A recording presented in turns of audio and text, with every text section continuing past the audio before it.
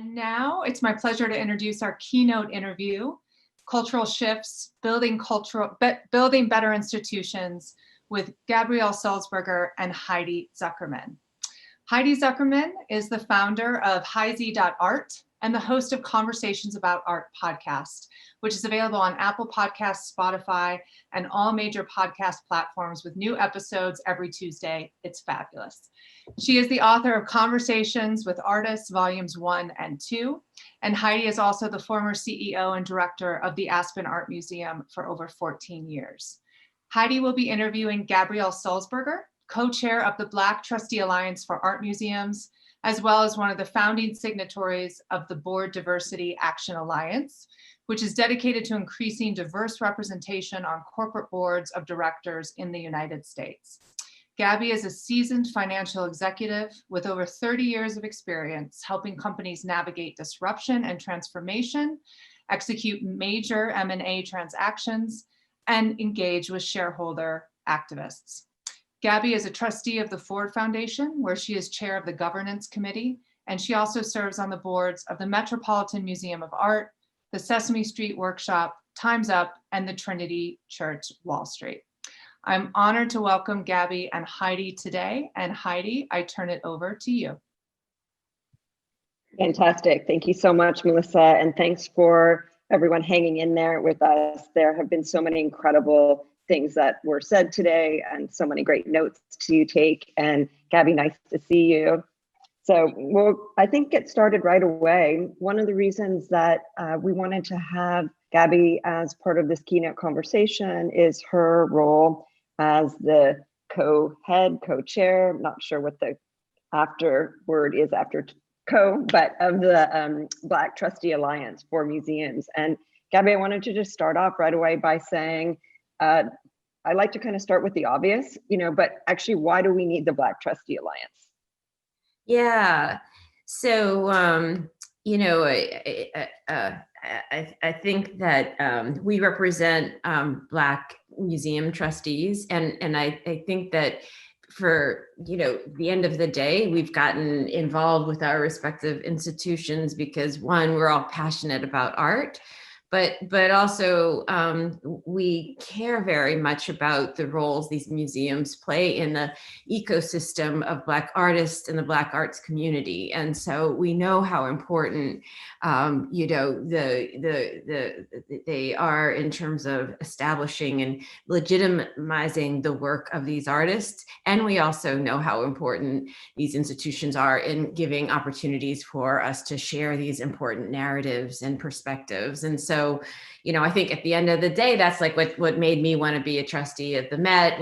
And when I speak, for my fellow trustees, so it's why we think that the work of these museums is really important. And as Black trustees, we deeply care about these issues. And we've gotten a lot of information over the course of the last couple hours. It's been so fascinating. But I think one of the things that I think about a lot is it's something like a little over 1% of all the collected works in the major museums is done by African American artists, and that's just a problem, right? So it is why we on these boards we know that there's a lot of work to be done, and it was part of the motivation for getting us more organized. It's a really important point to call out. And Claude made reference to the fact that he can walk through Mass MoCA and, hundreds of thousands of square footage of a museum and often be the only person of color.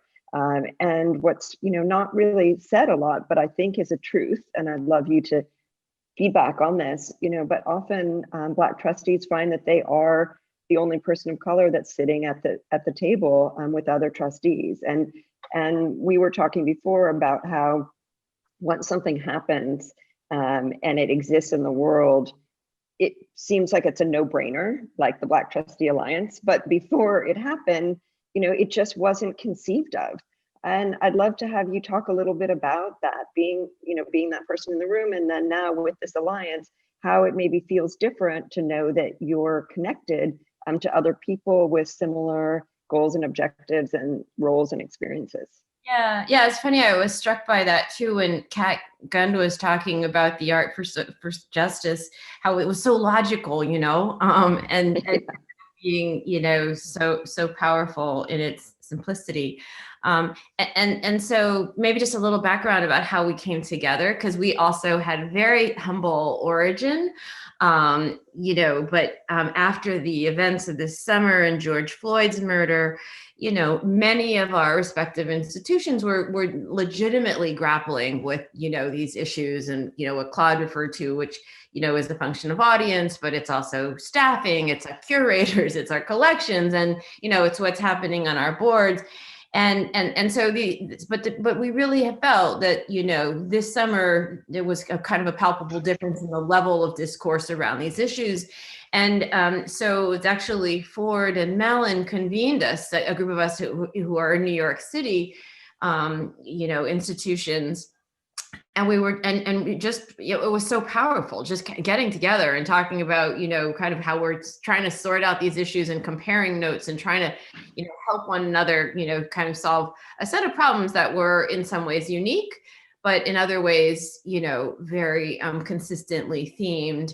And it just, I guess we realized we just had not been talking to one another, and there's just power in that, right? So, out of that realization, which is at its core very simple, but turns out to be very potent, we decided to organize and just reach out to see if there, if our cohort, our counterparts at museums across the country would be of interest. And absolutely every single person we reached out to said yes, because it turns out they were all like, kind of trying to figure out, how do you really think about DEI in a meaningful way in these institutions where and I've been on a number of boards. Museum boards are unique, in how they're organized and how they're and so we were all kind of struggling and trying to figure out how to be more effective, particularly at this moment in time. And it turns out that kind of, creating a community amongst us is a very powerful way to do that. And so, in a lot of ways, it's really simple. And then in other ways, it is more complicated because the tools and resources that we need to then go back to our, institutions and be more effective, are a little more complicated. But the core of it is creating a community to support one another about something that we all care really deeply. Like, how do we make these institutions that are so important, are struggling at this moment, but how do we help them be more effective?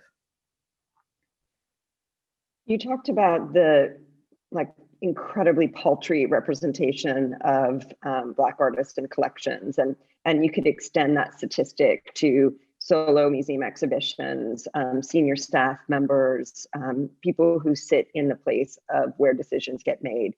And part of the reason that that's a real problem is that people, of course, need to be able to see themselves, right? People can't imagine opportunities and a different circumstance if there's nothing to be seen. And I wonder if you could talk a little bit about kind of the not just the fact finding that you guys have done already, but some of the goal. I mean, this organization is in a very nascent stage. You guys only met for the first time in October, and I know that you also don't want to be didactic in how you're or instructive, because you made reference to the fact that museums are super diverse. Academic, public, private, collecting, non-collecting. So there is no one size fits all to kind of solve this problem. But what are some of the goals and objectives, and what are some of the ideas to think about how to address some of the challenges?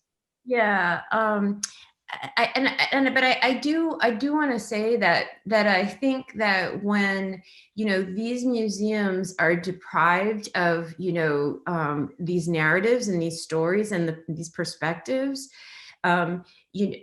everybody loses, right? Totally.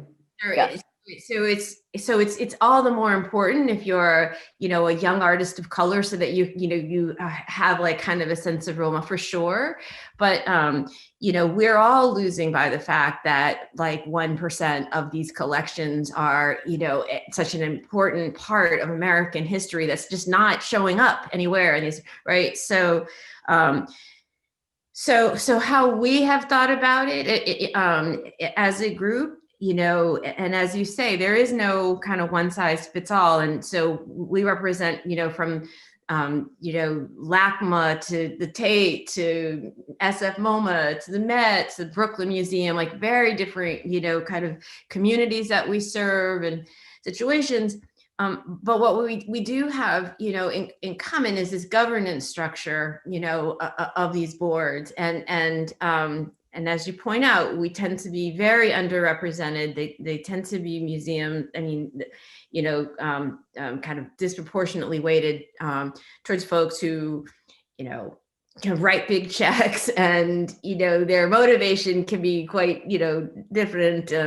All very committed to the museum, but but not necessarily with these same perspectives. And so what we've kind of realized is, whether or not there's only one of us on the board or 10 of us on the board, that what we can do for one another is really just share our practices and share our, kind of what's worked, what hasn't worked, and be in open and regular conversation with one another. So the way we are doing that is through a series of closed door conversations that we have kind of every month, about whatever is kind of the relevant topic of the day. And our next one is going to be about how you think about making your board more diverse on all dimensions, how you do that and you don't end up with a dual class board.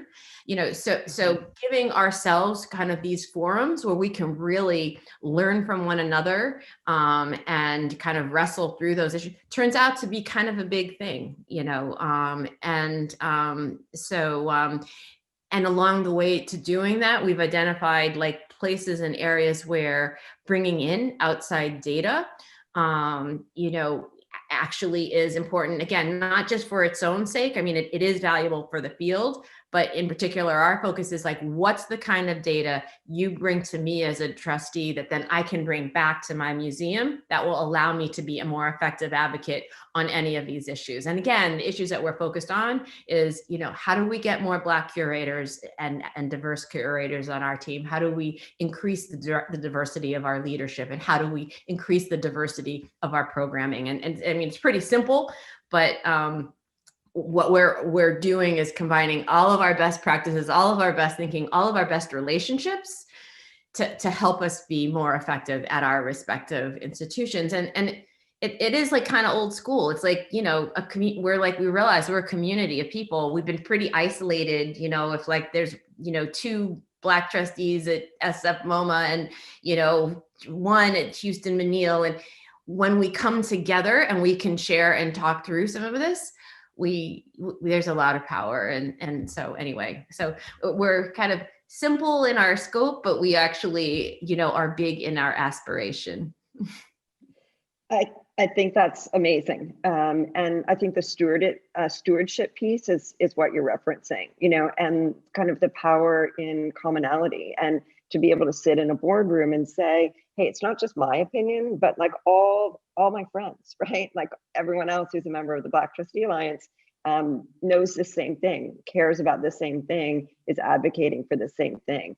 And you brought up a really interesting point about creating like a duality, like an unintentional and bad duality on the board, if you don't address some of the endemic issues, right? Where traditionally museum trustees have been selected often for their wealth.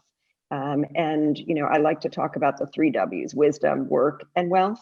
And, is there a way of prioritizing that, everyone brings 2 of the 3, and evaluating that and valuing that? Yeah, I mean, it's particularly a challenge if you're genuinely looking to have a more, diverse board, diverse really on any dimension. If what you want is a board of, all people who can write really, really big checks, then you are going to end up, then it's just it's a different role of a board. And, without ascribing judgment to it, I would say that, in a day when kind of the issues that these museums are facing are much, much more complex and dynamic, and that not having, kind of the additional perspectives and kind of advisory role, that a board can play does you a disservice. But my frame of reference is also for-profit boards and other kinds of, nonprofit institutions where the dynamics is different. You're not talking about a board of like 40 plus people with the, so the challenge is a bit different, even as we kind of slowly try to migrate to a board that's, kind of more diverse and more progressive thinking. You're still a relative minority, if you've got to, in terms of really wielding power and being effective on the board. And that's its own challenge. For sure. And we had talked a little bit before about our shared experience of serving on, corporate boards, which are different than not-for-profit boards, which are very different from museum boards. And I like very much the idea that people often underestimate what they can get done in 1 year, but underestimate what they can get done in 10 years. And I'd love to kind of end by asking you to vision what you would hope we could see in not just 1 year, but in 10 years. What would it look like? Well, I think that what we would aspire from our group is that we had, as a community of trustees, really helped move our respective institutions not only and significantly on these issues of diversity, but made them more healthy, vibrant institutions, period. Like we've become trustees of these institutions because we love them, we're committed to them. And so this is a way we can be more effective. But ultimately what this alliance is about is helping us be as effective as possible on all dimensions as trustees. Clearly diversity is an issue that's a large problem for many of them, but it's not the only problem. And so so that's what we would love, is that that we became this incredible force for change within the world of museums.